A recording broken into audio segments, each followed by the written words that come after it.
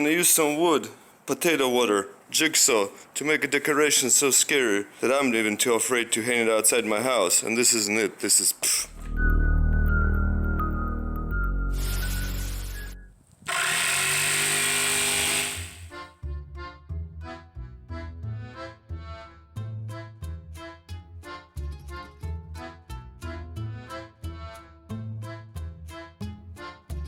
So it's all cut out. Now we're just gonna Dremel out these lines so it's easier to paint and then figure out how we're gonna paint. Fingers crossed all be good.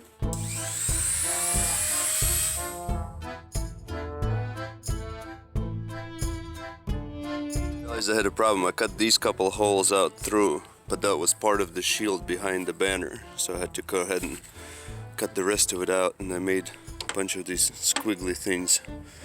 So we'll sand it all down and then we can paint. Time for Sergey the sander to thread the party line. See if he's up to the challenge.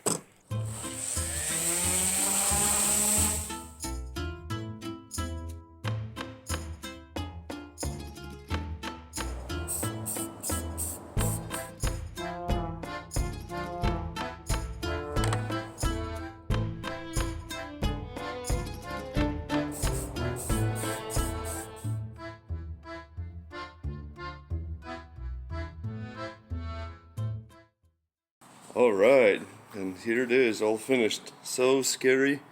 I'm definitely not hanging this on my house. I don't want no Karens, or what would be the other similar name? Patty or Regina or somebody like that calling anybody on me. Look how good that came out. Obviously I changed the color from gold to silver. Gold just wasn't looking right. I got the doggy over here with the gold, but it was just not looking right with the KGB, so I had to repaint the whole thing silver and kind of play around with it. I made a mistake by cutting this through, so I ended up having to cut all that around. But not bad, look at that. I think I'm gonna hang it in my garage right there. Alright, this way it kind of blends in. It's a little obvious, but I do really like it. I spray painted the background, so it's a little different color than this silver, so this way now it's like a two-tone silver. So I think that looks pretty cool.